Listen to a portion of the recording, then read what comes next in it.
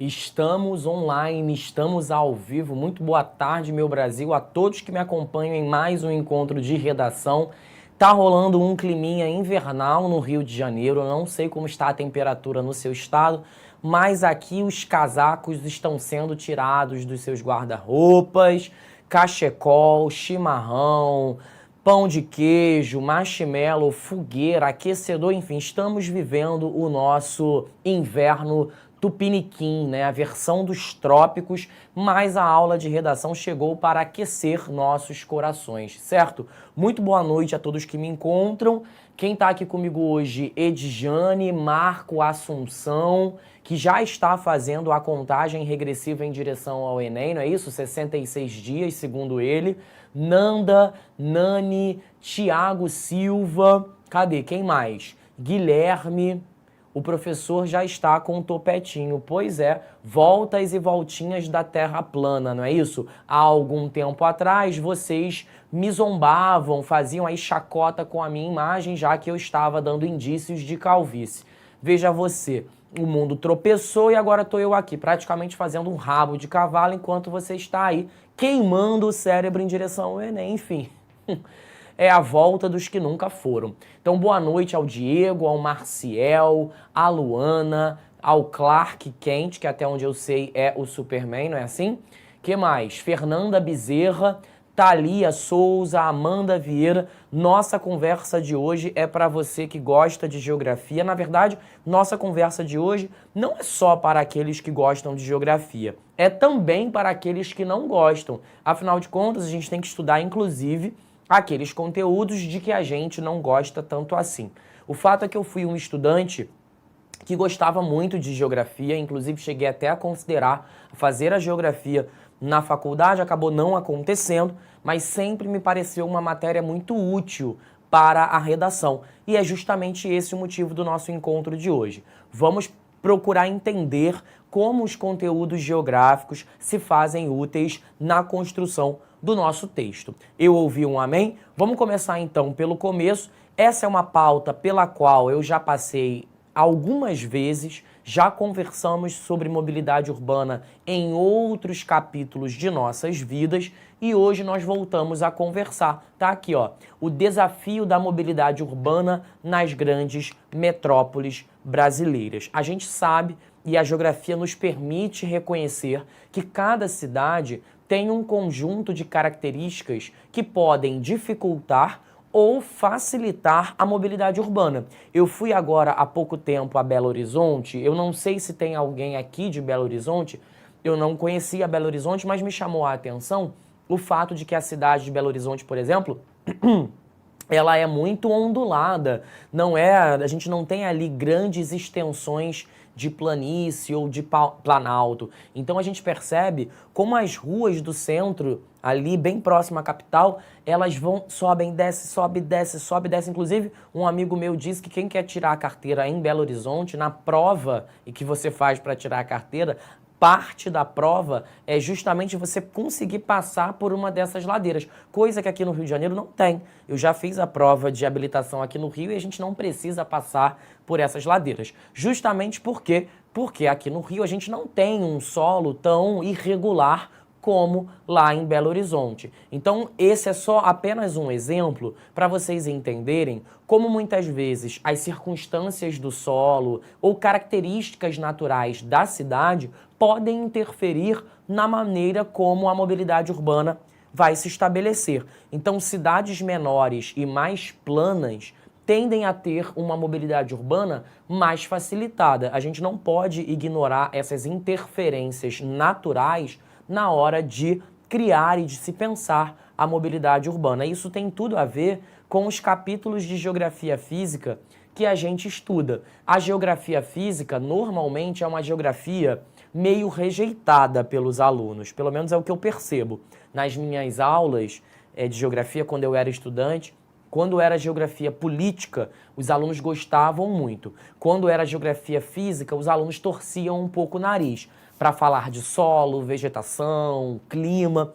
Mas aqui é importante a gente ter um mínimo de conhecimento a respeito da interferência do solo na mobilidade urbana, não só em relação a ondulações e irregularidades desse solo, mas também na qualidade desse solo e na composição desse solo. Porque se fosse simples assim, a gente saía por aí igual uma topeira atômica furando o solo e fazendo metrô em qualquer lugar. A gente sabe que não pode ser assim. O trabalho de um geólogo é fundamental para a expansão das malhas metroviárias. Então, primeiro se faz um estudo daquele solo, entende-se aquele solo, para se entender também onde se pode furar, onde não se pode furar. Se fosse simples assim, a gente saía por ali como um tatu, enfiando o nariz onde quer que seja, saia furando os espaços todos, e isso não pode acontecer assim, tá? Então, vamos observar esse parágrafo e vamos tentar entender se o aluno faz uma aplicação consciente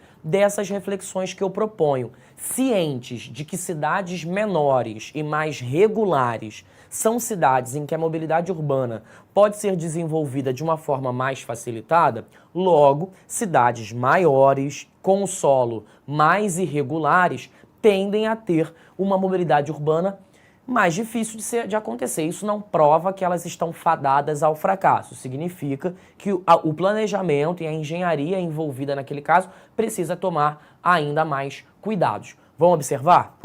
Ademais, certas qualidades naturais do país dificultam a promoção da mobilidade urbana. Já identifico para você em verde o tópico frasal e a base argumentativa que está em azul escuro. Continuando, isso significa que o fato de certas regiões apresentarem muitos morros e poucas planícies, por exemplo, assim como o Rio de Janeiro, exige dos governantes um olhar técnico ainda mais apurado sobre as possíveis maneiras de oferecer uma mobilidade urbana favorável à vida da população. É claro que o aluno aqui, ele se refere ao Rio de Janeiro enquanto estado, certo? Eu me referia ao Rio de Janeiro enquanto capital, tudo bem? Enquanto cidade. Então, se a gente considerar o Rio de Janeiro como um todo, talvez essa noção de planície ou de irregularidades ela se altere.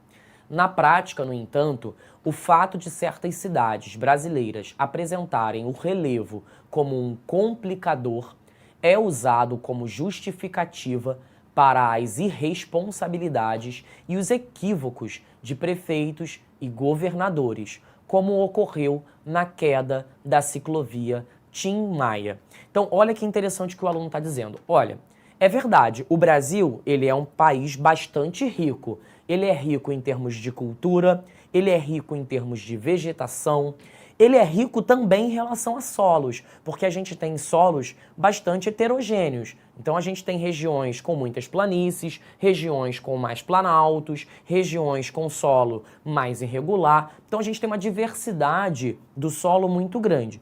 Isso é um fato. O que a gente precisa ter? Precisamos ter uma gestão pública que, entendendo essa heterogeneidade do solo, crie projetos de mobilidade urbana que façam sentido dentro de cada região, certo? Muito bem, então a gente tem que votar em pessoas e essas pessoas precisam entender essa realidade.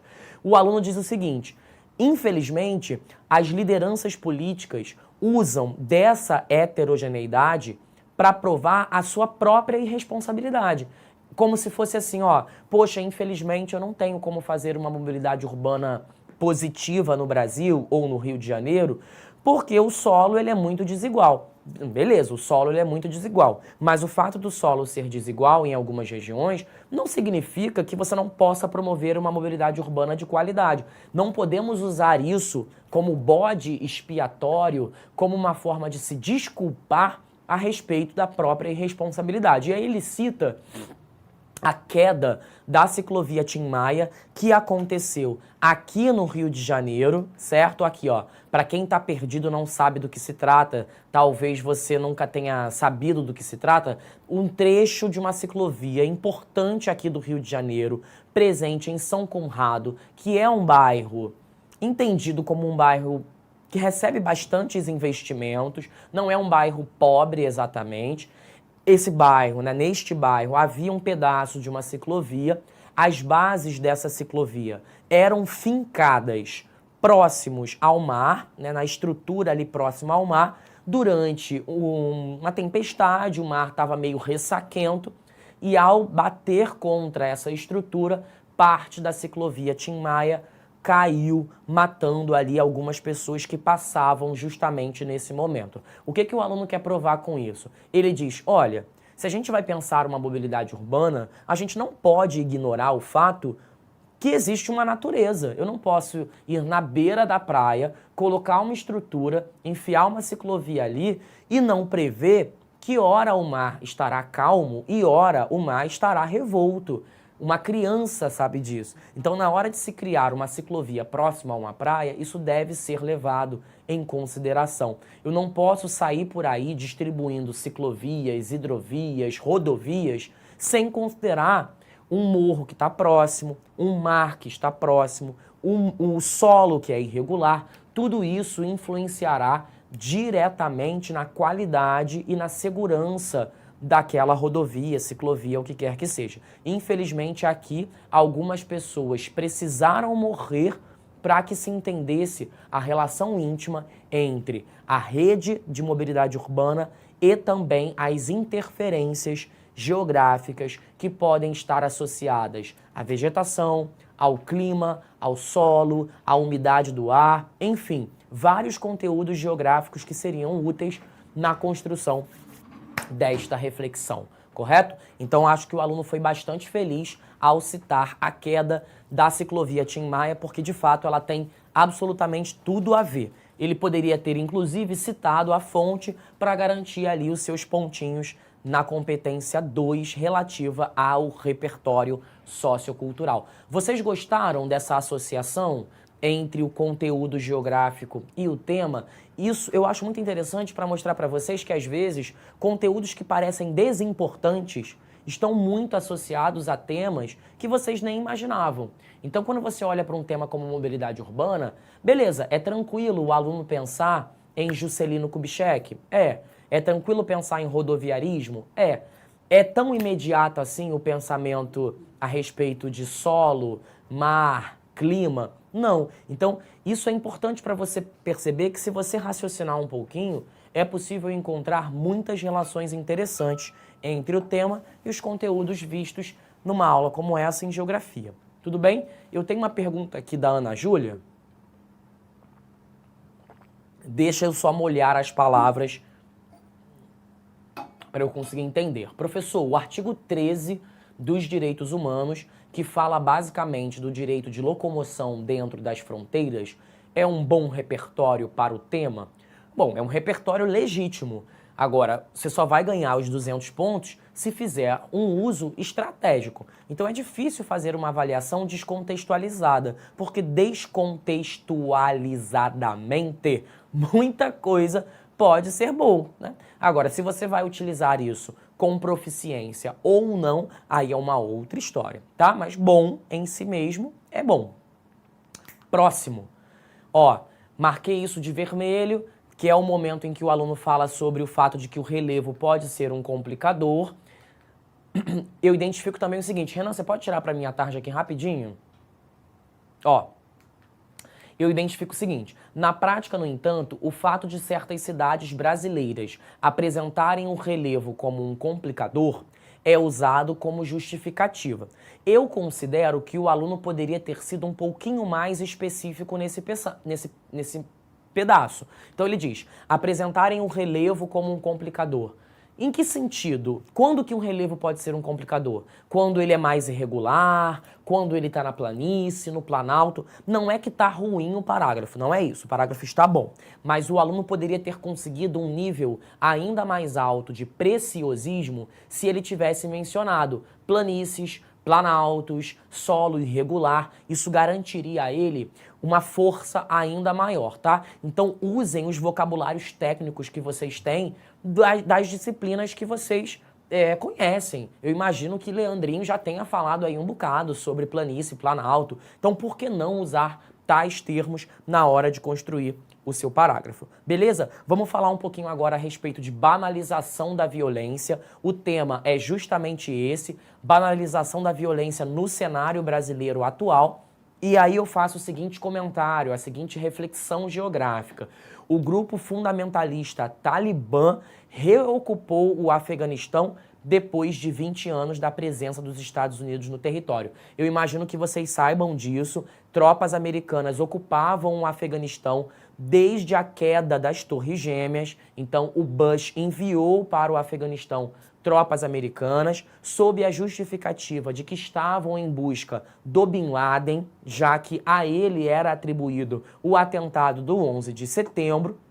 Desde então, as tropas americanas ocupavam aquele território. Isso não significava, é claro, que o Talibã teria saído daquele espaço. Pelo contrário, a gente sabia que ainda havia células do Talibã ocupando o espaço afegão com a saída das tropas americanas, e essa saída foi uma decisão tomada assim que o Joe Biden ocupou o poder. Lembram? Saiu Donald Trump, entrou o Joe Biden, e uma das primeiras decisões dele, já na cadeira de líder do executivo, foi justamente mandar de volta, ou melhor, chamar de volta as tropas americanas para o solo americano. Foi com essa saída que o Talibã voltou a ocupar com toda a força o território afegão. Essas células voltaram a se combinar e hoje ocupam com força o Afeganistão. E é claro, né, gente, que com essa reocupação, a população se torna vítima. A gente sabe que o Talibã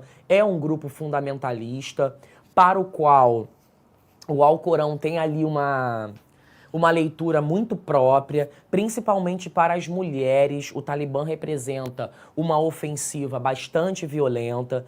Não estou dizendo que durante a ocupação dos Estados Unidos que o Afeganistão vivia um paraíso 5 estrelas, tá? Eu não sou inocente a esse ponto de imaginar que os Estados Unidos promoviam uma paz completa e absoluta. Eu acho que a gente pode olhar para isso com menos ingenuidade. Mas a verdade é que o Talibã não tem qualquer compromisso com direitos humanos, com uma preocupação humanitária. E isso fez com que as pessoas debandassem na medida do possível. Então, muitos aviões, na época, saíram carregados de afegãos e afegãs que buscaram asilo em outros países, porque sabiam que os seus direitos mais básicos seriam limitados, suprimidos e por aí vai. Então, notícias como essa passaram a aparecer com frequência nos noticiários brasileiros, a fuga desesperada de milhares de afegãos com medo de serem mortos com a reocupação do território por parte do Talibã. E aí, algumas imagens como essa, imagens tristes demais, rodaram o mundo, chocaram a comunidade internacional, porque provaram a crise humanitária pela qual o afegão estava passando. As imagens falam por si só. Reparem aqui a tentativa desesperada dos afegãos de entrarem ali, né, desordenadamente no avião, aeroportos lotados. Aqui você vê algumas pessoas em cima da própria cabine do piloto, ia falar motorista, ó, em cima da cabine do piloto, ali numa tentativa mesmo desesperada de fugirem dali. E, inclusive aqui, eu não preciso explicar o que são esses 2 pontinhos marcados em vermelho. Acho que você consegue perceber. Algumas pessoas se agarraram, né, na estrutura do avião, e quando esse avião levantou o voo, essas pessoas caíram, porque não há como. Para uma pessoa se submeter, a se agarrar a uma estrutura do avião na parte externa, é porque, gente, o nível de desespero é absoluto, porque ninguém faz isso se não tiver muito desesperado para sair daquele espaço. Então tá aqui a referência, o repertório sociocultural. São imagens tristes, mas muito necessárias para a gente entender a crise humanitária pela qual passa esses países e entender e reforçar a importância da gente retomar a força dos direitos humanos nesses espaços. Não só nesses espaços, mas em muitos outros também, certo? A gente vai falar um pouquinho sobre isso associando a banalização. Como é que a gente pode usar o que aconteceu nessa fuga com banalização da violência? Então, como é que a gente consegue concatenar essas duas coisas e fazer a coisa funcionar de um jeito interessante. Aqui eu não tenho um desenvolvimento, eu tenho uma introdução. Vamos ver como é que o aluno faz essa mágica acontecer. Vamos lá, ó. Com a volta da ocupação do Talibã no Afeganistão, depois de 20 anos de controle dos Estados Unidos no território, o mundo passou a escrever um novo capítulo de violência. Revistas e jornais do mundo inteiro divulgaram fotos de um cenário desolador. Cidadãos desesperados se agarrando a aviões como uma tentativa desesperada de fuga.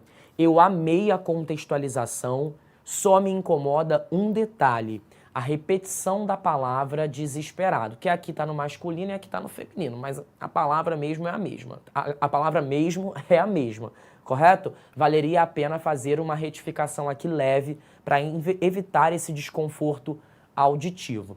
Depois, no Brasil, no entanto, muitos sequer sabem do que se trata. Ao mesmo tempo, aqueles que sabem nem sempre se sensibilizam com o que acontece, como se a morte estivesse já naturalizada e compreendida como aceitável. Super interessante a reflexão que o aluno propõe. Ele diz, olha, no Brasil, há quem nem saiba o que rolou, não está nem sabendo, está por fora da fofoca. E aqueles que sabem, muitas vezes, nem se sensibilizam. Bom, se esses nem se sensibilizam, é porque eles banalizam, né? Todo dia aparece alguém morto no noticiário, por que eu me importaria com isso? Dentro de uma lógica de insensibilidade, muitos chegarão a essa conclusão. Ah, eu já tenho tantos problemas aqui no Brasil, por que eu me importaria com um problema que nem daqui é? E aí você vai criando uma imunidade contra a sensibilização. Você passa a criar aí um leucócito que vai atacar qualquer movimento que poderia fazer você se sensibilizar. Você fica amortecido em relação à dor. A dor já não parece ser tão grave a ponto de criar um desconforto em você. Você fica, de fato, um tanto quanto apático ao que te acontece e, por isso, passa a banalizar situações de violência. Por último, o aluno diz, isso mostra a necessidade de busca pelas razões que ajudam a explicar por que o brasileiro adota essa postura insensível. Então, espera-se que, ao longo do texto, o aluno nos faça entender quais os motivos que levam o brasileiro a se comportar de uma maneira tão insensível assim. Eu gostei. Gostaram? Não gostaram? Querem comentar? Querem criticar? Alguma coisa não funcionou para você? Eu acho que funcionou bastante bem, diga-se de passagem. Manda aí a sua opinião para a gente trocar essa ideia. Eu acho que o aluno consegue fazer uma associação bem inusitada, assim, né? É difícil imaginar que o aluno pegaria a fuga dos afegãos lá no Afeganistão por conta da reocupação do Talibã e faria essa associação. Normalmente, quando o aluno faz isso, ele não é muito talentoso, ele acaba criando uma relação muito falsa, muito inoportuna, artificial. Mas eu gostei, tá? Eu acho que funcionou aqui, eu acho que foi bem legal. Volta e meia, tem aluno que me pergunta lá no Instagram assim, ah, David, eu quero utilizar um conteúdo e esse conteúdo, ele não é do Brasil. É uma situação que aconteceu na Grécia, em Roma, na Austrália, na Itália, que seja. Posso fazer uso disso?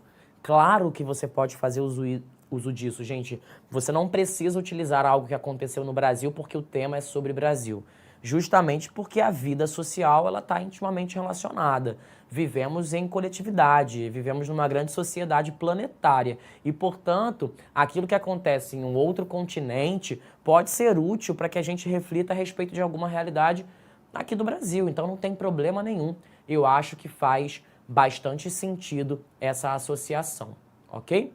Pelo que eu estou vendo aqui nos comentários, a Miriam, a Rita, que mais? O Diogo e outros comentaram aqui que gostaram também da estratégia do aluno. Como eu havia dito, o único ponto que me incomoda um pouquinho é a repetição da palavra desesperado. Mas também a gente não vai sair punindo 40 pontos assim no talo. Precisamos ler o texto por completo para saber se esse deslize ele volta a acontecer ou não. Se ele voltar a acontecer realmente, talvez isso nos leve a um desconto.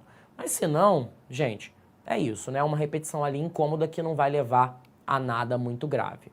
Vamos dar uma olhadinha em mais um? Alterações climáticas. O tema é a responsabilidade civil sobre as alterações climáticas no Brasil.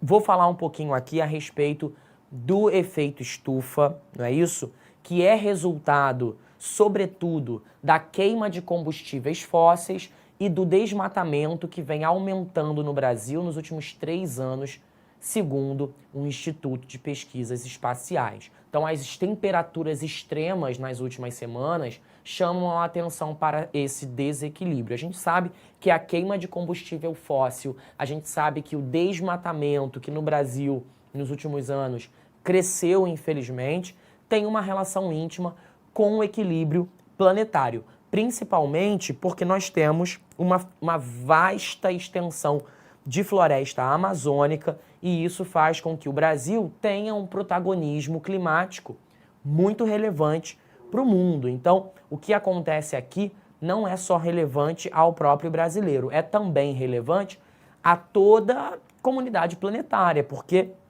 de novo, nós temos ali uma relação muito íntima com o equilíbrio do mundo, certo? E aí, é claro, é interessante a gente pensar em algumas matérias que podem nos ajudar a entender ainda melhor o que acontece no Brasil. Diretor, tira para mim de novo aqui a tarja, rapidinho. Eu trouxe uma matéria da Super Interessante, cujo título diz: o que a neve no sul do Brasil tem a ver com o aquecimento global. Pessoal, há pouco tempo, na verdade, volta e meia acontece do sul do Brasil, em áreas que normalmente nunca nevaram, ter ali, né, uma quantidade enorme de neve. Eu sei que as pessoas acham fofo, porque brincam na neve, fazem boneco de neve, sentem um pouquinho que estão no comercial da Coca-Cola de Natal. Sabe aquele comercial da Coca-Cola de Natal? Que tem o urso polar e aquela coisa toda. Então, a neve, ela mora no imaginário brasileiro, porque, enfim, a gente consome muito produto norte-americano e, inevitavelmente, a gente acaba criando uma relação afetiva com a neve, embora eu, como carioca, nunca tenha visto uma neve. Então, quando acontece de no sul do Brasil nevar, a gente acaba transformando isso em uma coisa muito legal, porque, ai, que divertido, nevou e tal, queria ver neve e tudo mais. Beleza, ninguém precisa sair por aí odiando a neve e tudo mais. Mas, ao mesmo tempo, a gente precisa entender que, gente, quando a gente fala em aquecimento global, bom, a palavra aquecimento lembra o quê? Elevação de temperatura, certo? É verdade. Com o aquecimento global, a elevação de temperatura, isso não está errado. Mas a gente precisa entender também que aquecimento não é só aquecimento, é esfriamento.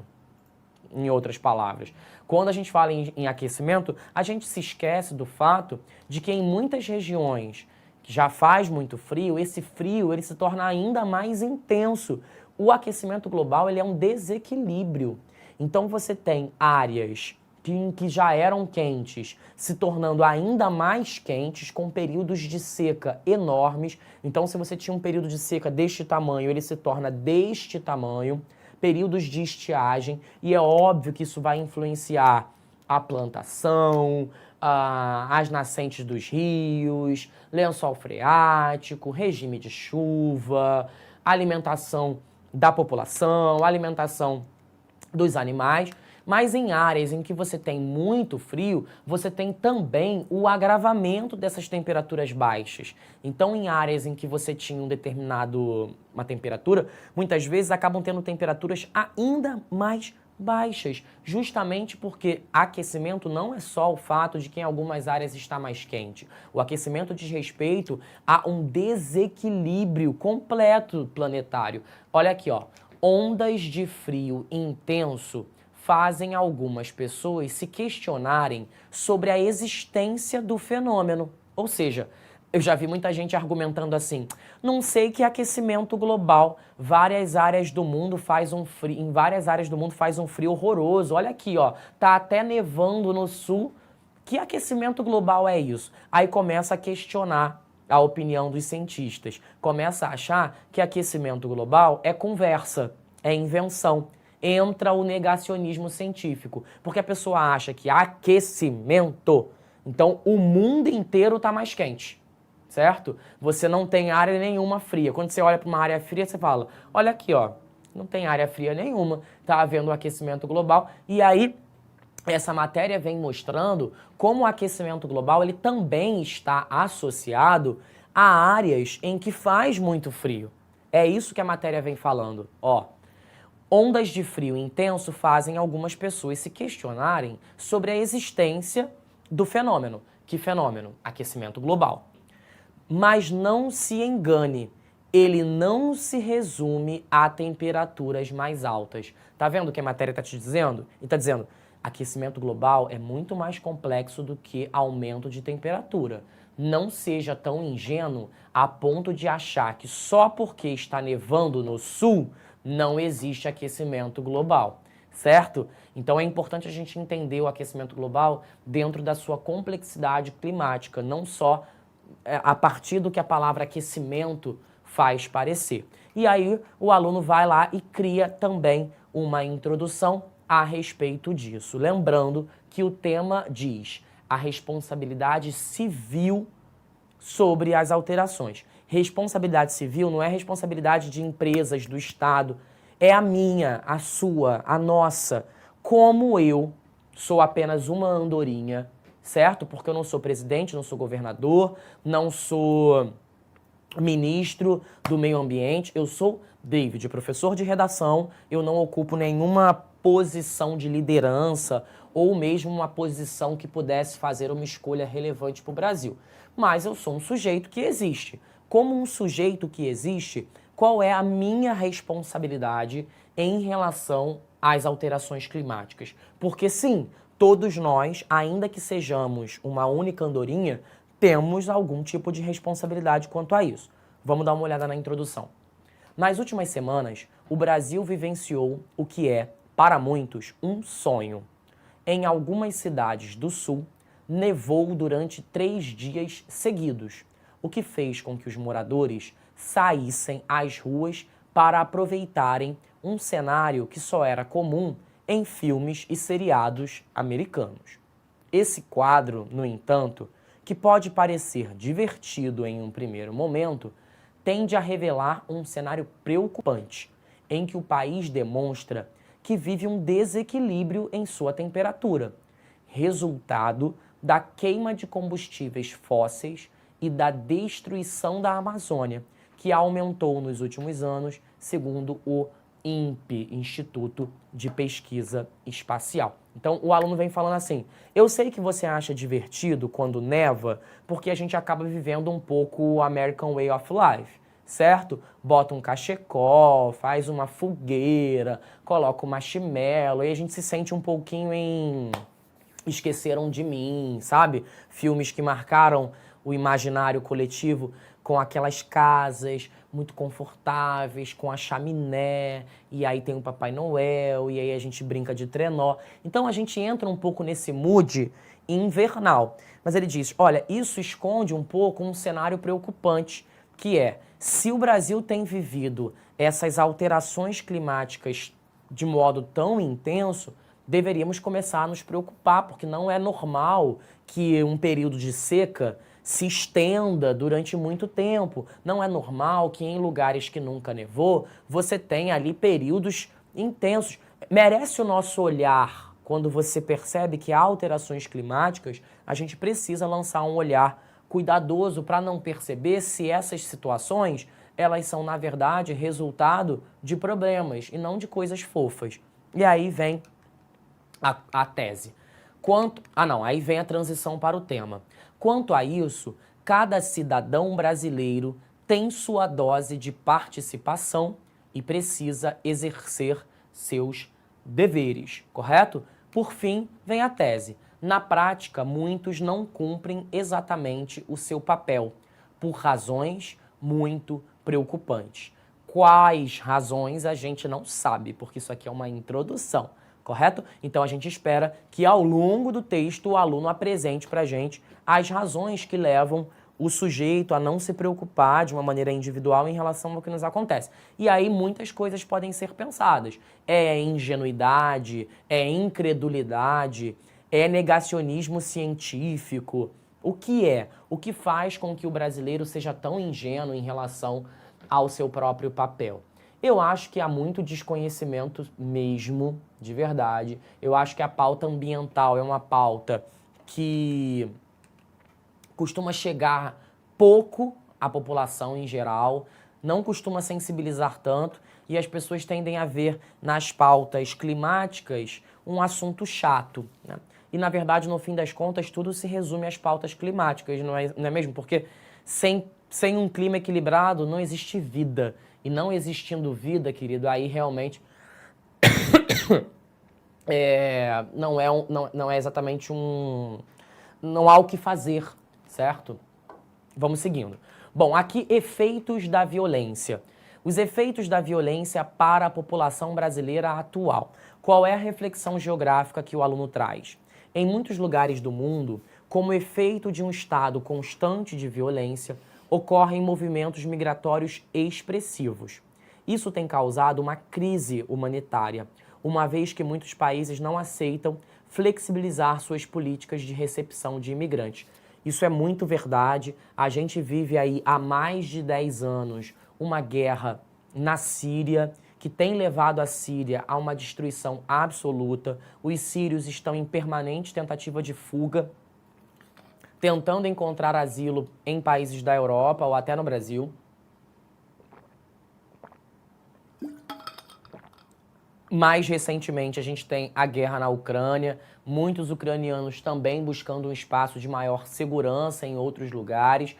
E daí a importância da gente refletir sobre como outros países podem receber de forma humana essa galera que está procurando um lugar mais seguro para viver, né? E aí a gente tem aqui um parágrafo, cadê? Peraí, gente. A gente tem aqui duas imagens que rodaram o mundo e que provam a crise humanitária vivida por esses países. Essa imagem que está aqui, ela ganhou a capa de vários jornais à época, no Brasil, The New York Times nos Estados Unidos, The Guardian na Inglaterra, enfim. A gente tem aqui um menino sírio encontrado em uma praia na Turquia, que estava em uma dessas embarcações em direção à Grécia, certo? E que foi encontrado assim de forma desumana. Infelizmente, não é o único caso, provavelmente não foi o último a acontecer. Nós sabemos como muitas pessoas morrem na tentativa de fazer essas travessias, que são travessias feitas em embarcações depredadas, sem qualquer condição de se manterem nesse movimento, destruídas, coladas, remendadas, muitas vezes com uma sobrecarga de pessoas, e o resultado disso é esse tipo de situação que infelizmente prova pra gente a urgência de nós discutirmos essas situações em sala de aula, nas políticas públicas de recebimento desses imigrantes. Reparem aqui mais uma imagem. Essa imagem aqui também é bastante simbólica.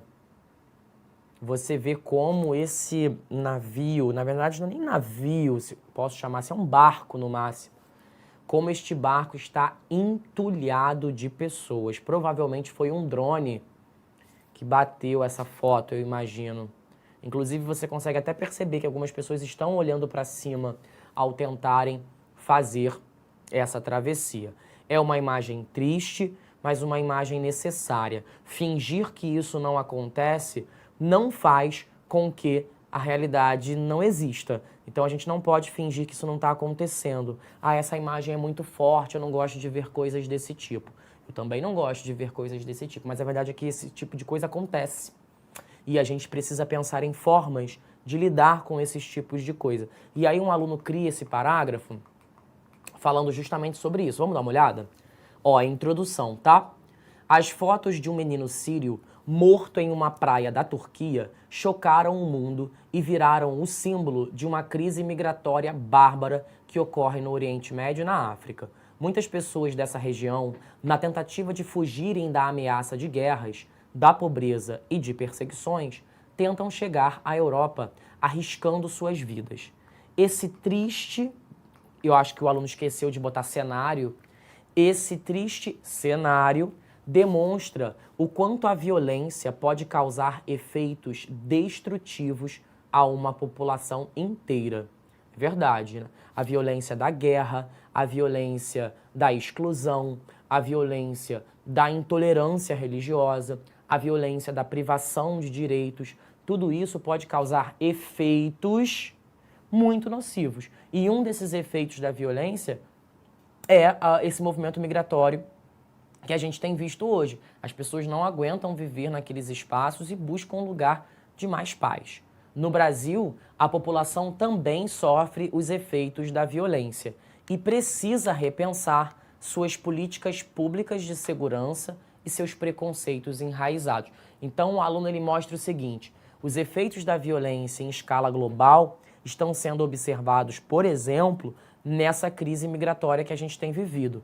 No Brasil, a gente também sofre efeitos da violência. A gente não vive uma crise migratória como na Síria ou na Ucrânia, mas a gente sente de uma outra maneira. Por isso, a gente precisa pensar tanto as políticas públicas de segurança, que no Brasil não vão bem das pernas, e os preconceitos enraizados, porque eles também são um motor gerador de violência. E aí o aluno consegue fazer essa associação, né?